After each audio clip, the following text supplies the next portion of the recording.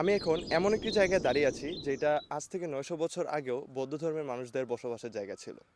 শিক্ষা এবং ধর্মচর্চায় খুবই গুরুত্বপূর্ণ স্পট ছিল এটি, যার প্রমাণ হিসাবে আমরা এখান থেকে প্রচুর পরিমাণে মুদ্রা, পোড়ামাটির ফলক এবং শিল্পশিলা উদ্ধার করি। তবে ৯০০ বছরের এই ব্যবধানে এই জায়গাটি সম্পূর্ণভাবে ধ্বংসস্তূপে পরিণত হয়েছে। সো আজকে আমরা ময়নামতির কিছু পপুলার রুইন্স এক্সপ্লোর করব এবং জানার চেষ্টা করব এর পিছনের ইতিহাস। তাহলে চলুন শুরু থেকে শুরু করি।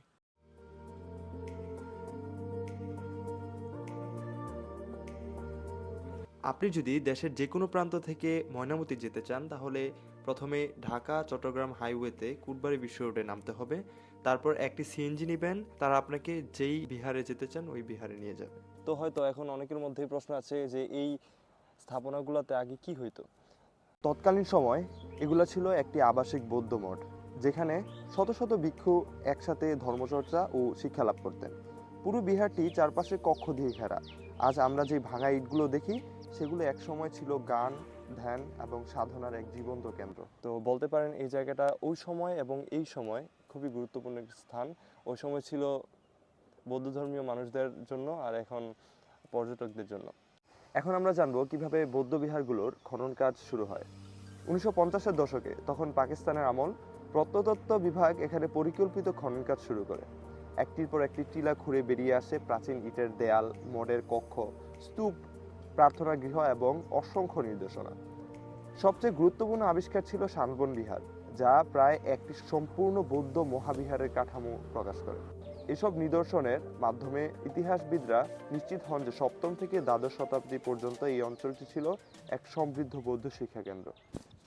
এতক্ষণ অনেক জ্ঞান দিলাম, চলেন এখন আমরা আমাদের জার্নিটা শুরু করি। তো একটা প্রবলেম হয়ে গেছিল। তো আমি যখন রেকর্ড করতেছিলাম তখন আমি খুবই নার্ভাস ছিলাম ফার্স্ট ভিডিও দেখা, আর এই কারণে আমার ভিডিওগুলো ফ্রেমিং ঠিক হয় নাই, শেক হইতেছিল। একটা ফুটেজ আমি বারবার রেকর্ড করা লাগতেছিল, তারপরও একদম সুন্দর ফুটেজ পাইতেছিলাম না।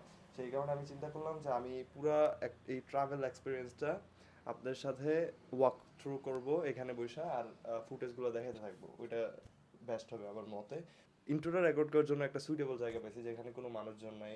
আমি একা একা ইন্ট্রোটা রেকর্ড করতে পারবো, এই কারণে মোটামুটি আমার চোখে ইন্ট্রোটা কিছুটা কাজের ইউজ করা যাইতেছিল। সো এরপরে আমি স্টার্ট করলাম আমার ভ্লগিং।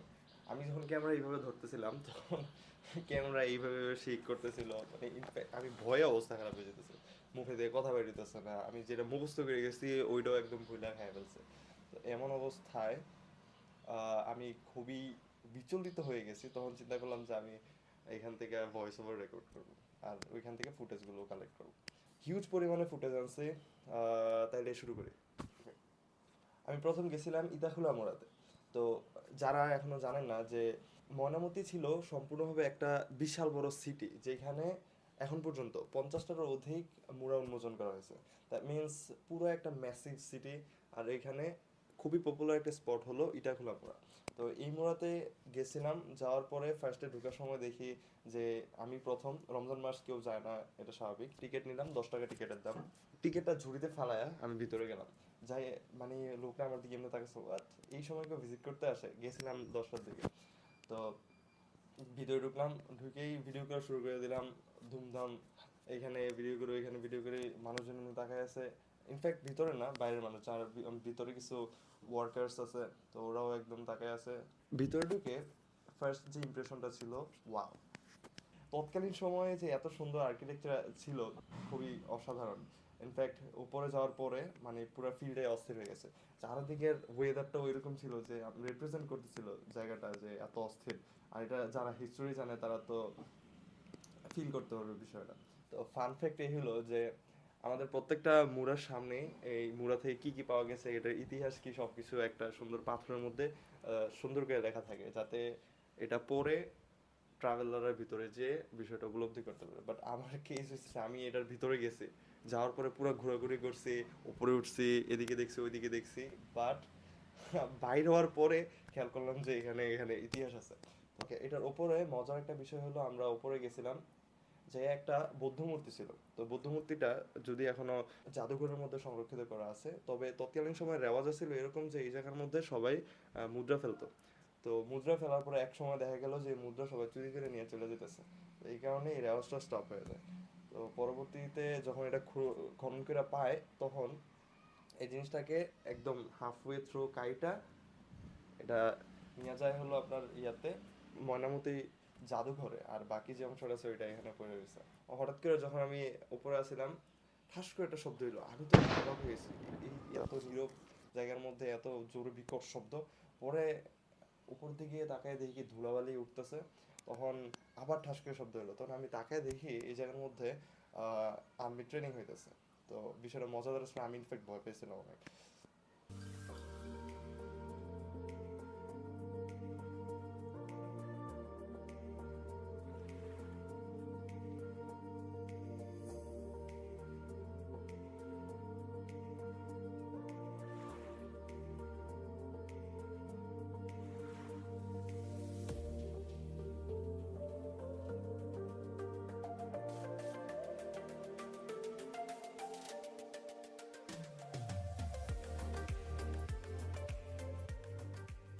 এর পরবর্তী আমাদের স্টপ ছিল শালবন বিহার।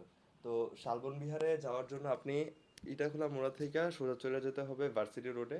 ওইখান থেকে আপনি অটো বা সিএনজি নেবেন, সোজা শালবন বিহারের গেটের সামনে আপনাকে নামাই দেবে। তো আমি ভিতরে ঢুকলাম, ঢোকার পরে ফার্স্ট একটা লেখা ছিল যে স্বাগতম শালবন বিহার, সামথিং লাইক দ্যাট।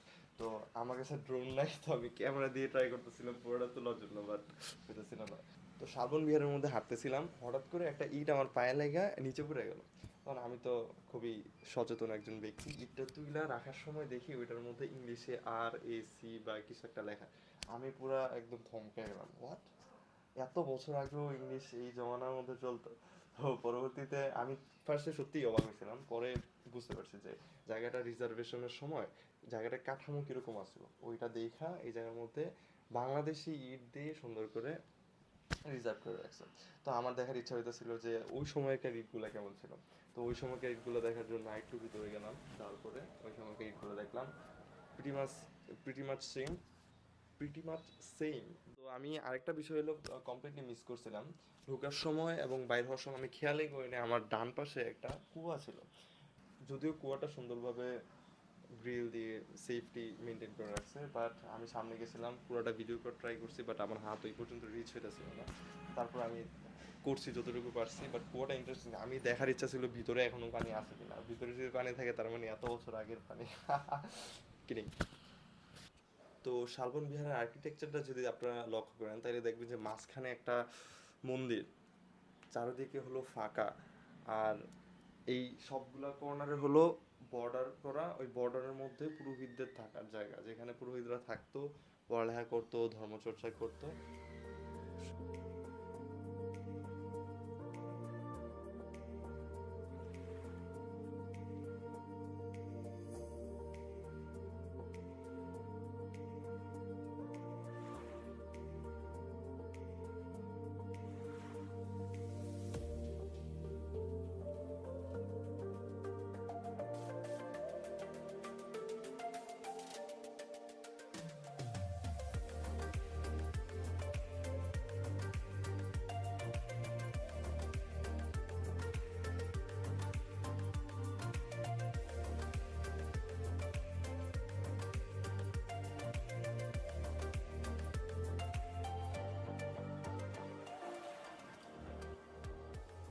বাংলাদেশের কুমিল্লার বুকে এরকম একটা সুন্দর ল্যান্ডমার্ক আছে যেটা আপনারা জানেন না যারা, আর যারা জানেন তারা তো এটা হিস্ট্রি অথবা জানেন না, তেমন আশা হয় না হয়তো বা।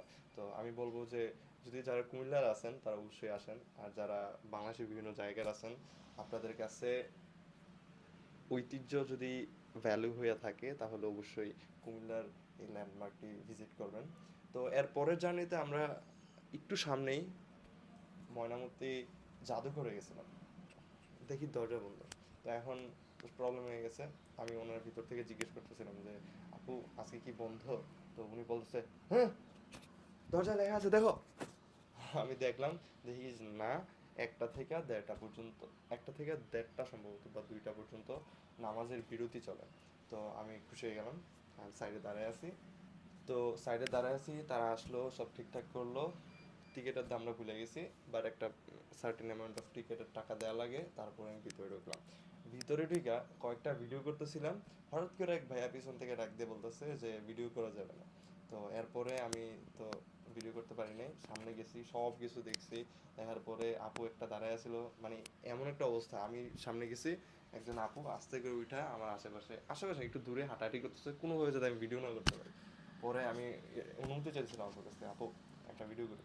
আপু বলতেছিল যে না ভাইয়া ভিডিও করা যাবে না। তো ঘোরাঘুরি করলাম। So, আপনারা যদি জাদুঘরে যান তাহলে দেখবেন যে ডান দিকে আর বাম দিকে দুইটা সেপারেট সেকশন আছে। তো আপনারা ডান দিকে চলে যাবেন ডিরেক্টলি। ডান দিকে হলো আপনার বিহার থেকে যেগুলো পাইছে ওই সবগুলো ওইখানে রিসার্ভ করা আছে। আর বাম দিকে হলো বাংলাদেশের যে কোনো জায়গা থেকে যেই তৎকালীন সময় বা হিস্টোরিক্যাল জিনিস পাইছে, যেমন কালো হিন্দুদের অনেক মূর্তি আছে, ওইগুলো পাইছে, ওইগুলো ওই জায়গার মধ্যে রিজার্ভ করা। তো আমি ওইদিকে ফার্স্টে ঢুকছিলাম, ডান দিকে ঢুকে দেখতেছিলাম।